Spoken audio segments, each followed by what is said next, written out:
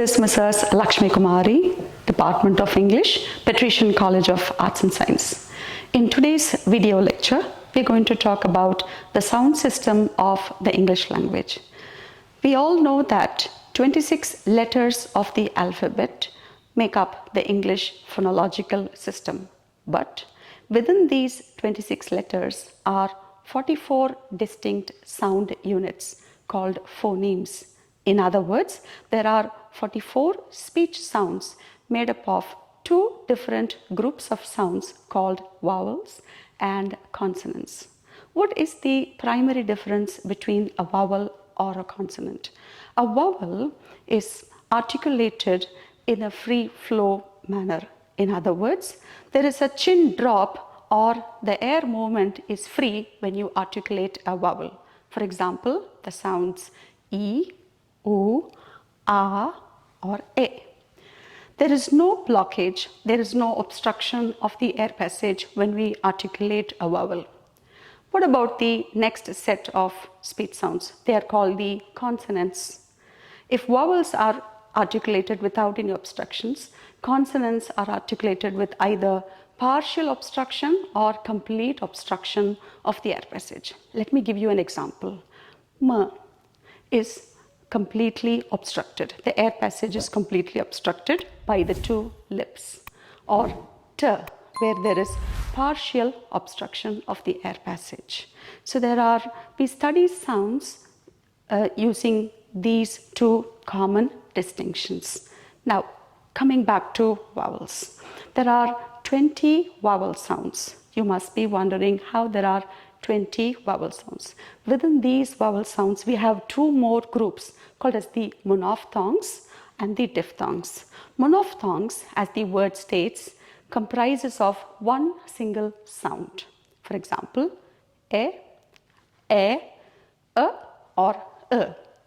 Now, coming to diphthongs, within the same time interval that you take to pronounce a monophthong, we will pronounce two distinct sounds. For example, ear, ua, oi, a, like that. Let me give you examples of monophthongs and diphthongs. For monophthongs, we have peel or deed. For diphthongs, we have sounds like poor, where you have the sound ua, or the word higher, where we have the word sound, distinct sound I. It is made up of two distinct sounds and E, but pronounced within the time interval, making it a single vowel but a diphthong, meaning there are two different sounds.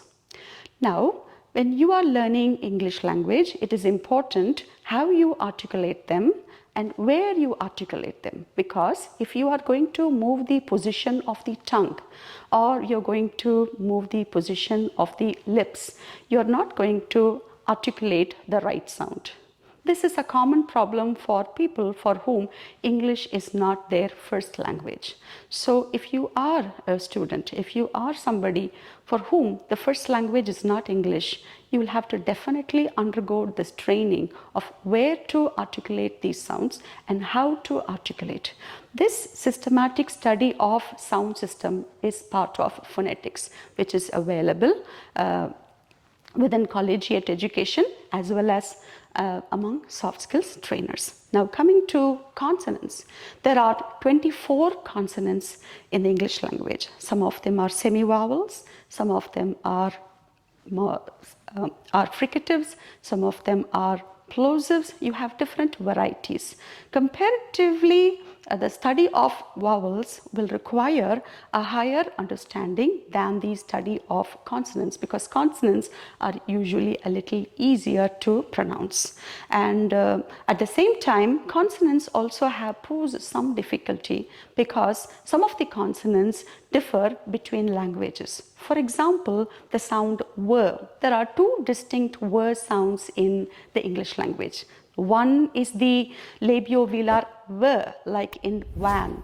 The other v is like in the word woman, where it is a glottal word, okay, or a velar word. Therefore, I suggest that you undergo this specialized training into articulation of vowels and consonants so that you will be not only a better speaker, but you will also be a confident speaker.